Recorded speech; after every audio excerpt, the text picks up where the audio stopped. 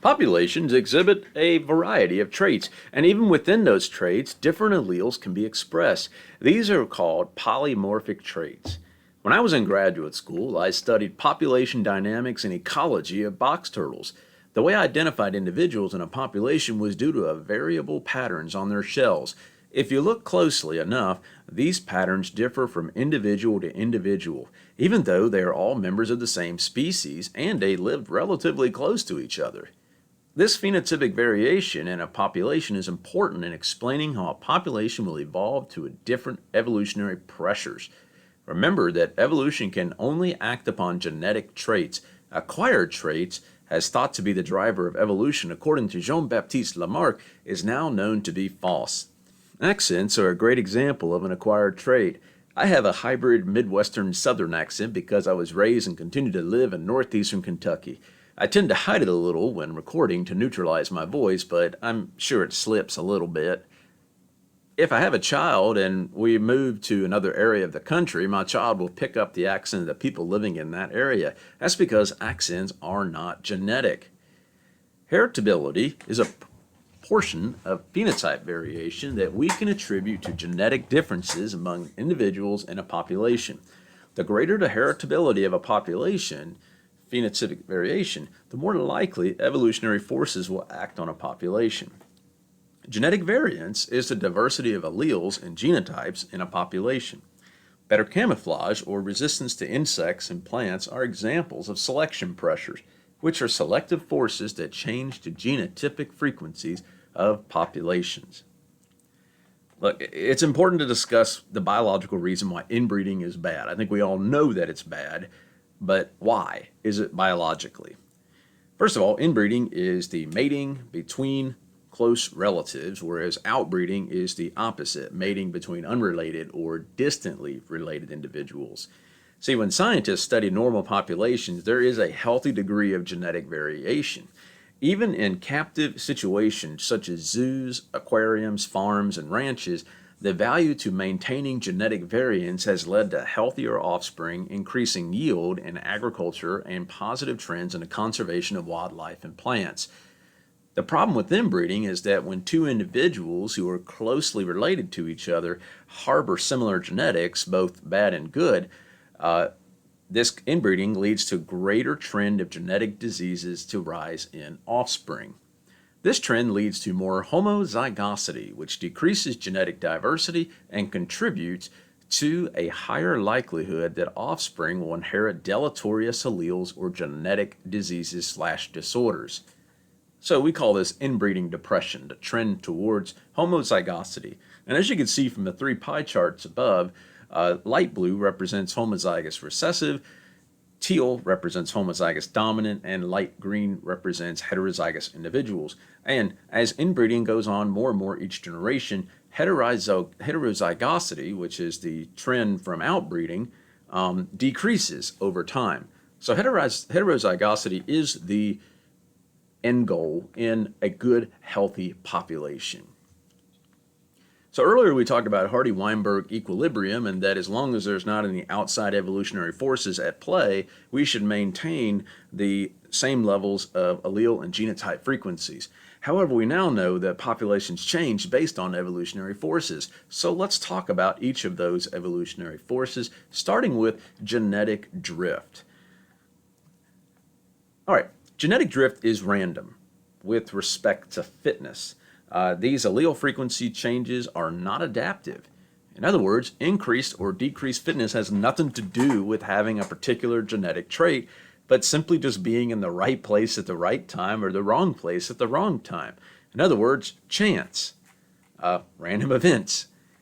Let's say that a small island consists of mostly shorter palm trees with an occasional large tree. All of these palms have deep roots and are adapted to hurricanes. So the original population would be about 90% shorter and 10% taller trees. However, let's say a particularly bad hurricane comes through and wipes out half of the population. Now, being tall could be passed on easier due to it being more prevalent in this population. So in other words, now 20% of the population is tall. So just as likely, the tall tree could have been wiped out, and if the gene is not carried by shorter trees, it could affect the tree height for this species indefinitely. Over time, genetic drift can lead to random loss or fixation of alleles. When random loss or fixation occurs, genetic variation in the population declines. Now, genetic drift is more pronounced in small populations than in larger ones. So given enough time, however, genetic drift can be an important factor even in large populations.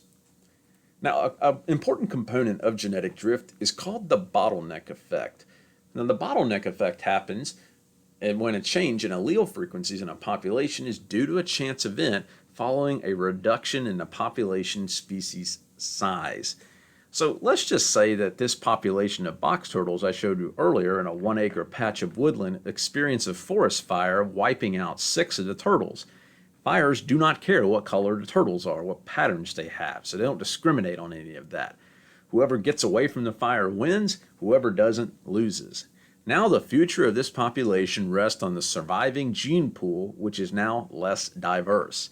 We use a bottleneck model to show what happens.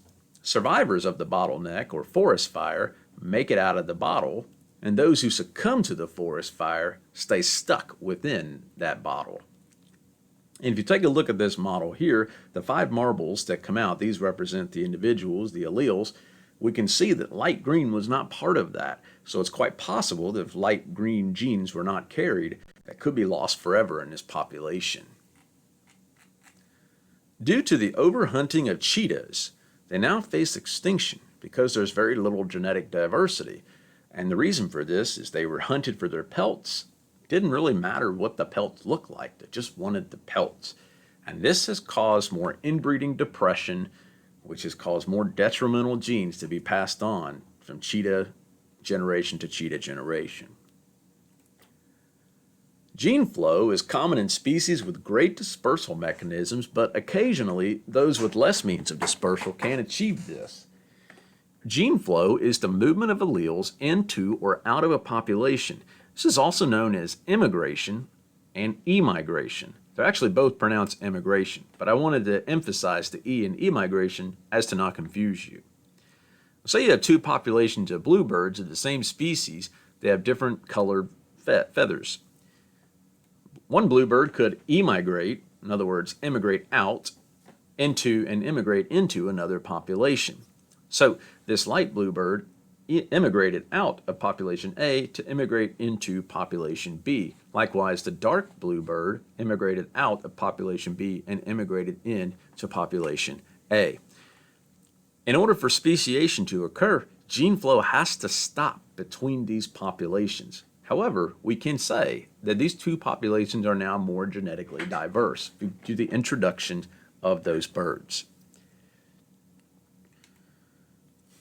So mutations are permanent changes in DNA, and while some result from errors of DNA replication, others can be induced mutations, which are changes to DNA due to environmental issues like ultraviolet exposure, chemicals, or other environmental conditions. And then others just are spontaneous. They just happen randomly due to natural reactions in the body of an organism. Many mutations are the result of changing a nucleotide base, and since these bases determine the amino acids made to express those traits, some can have as little as no effect to changing a trait or end up killing the organism. Whether a mutation leads to a new genotype and then phenotype depends on how beneficial it is to help an organism survive to adulthood and reproduce. Also, it has to increase the fitness of an organism over other members of the population in order for that mutation to be successful. Hardy-Weinberg equilibrium assumes that the mating is random, and it seems odd because as humans, we tend to choose partners based on specific traits we like, so mating isn't really random. But a great example of random mating in humans is blood type, and maybe a few people care about this, but most people don't end dates, deal breakers on dates, once they found out the partner has a particular blood type they don't like. For most physical traits, non-random mating occurs. This is described as any change to the gene pool due to the mate choice or other forces causing individuals to mate with certain phenotypes more than others. One particular form of mate choice in organisms is called assortative mating. This happens when individuals choose mates that are phenotypically similar to themselves. Another cause of non-random mating is location. Organisms are more likely to mate with others closer to them than those farther away, and that can affect the overall gene pool. Such is the case with these two box turtles, which tend to live their entire life within the span of about 2 to 3 football fields. So if you got a really nice box turtle several miles away, they're never going to come in contact with each other, simply by location. Genes aren't the only factors that create variation in a population. Sometimes environmental triggers can do so. In many organisms, biological sex is not determined genetically by a sex chromosome, but by the temperature of the nest in which the eggs lie. This is the case for many reptiles, especially turtles. Yes, turtles are my favorite group of animals, if you're wondering, so forgive me for using them as examples. Another interesting factor that affects populations of the same species is geographical variation. Oftentimes, a cline, or geographic variation based on ecological gradient, can cause drastic phenotypic differences in populations of the same species. In many mammals, the bodies become larger and more barrel-shaped the further away the population gets from the equator. For example, white-tailed deer populations in southern Florida grow to 3 feet tall and weigh on average 80 pounds. The same species in Washington state weigh 150 pounds on average and can stand as tall as 5 feet. These larger bodies are needed to retain more body heat in cooler climates, even though they are members of the same species. In our next video, we're going to look at adaptive evolution and more specifically at different types of natural selection.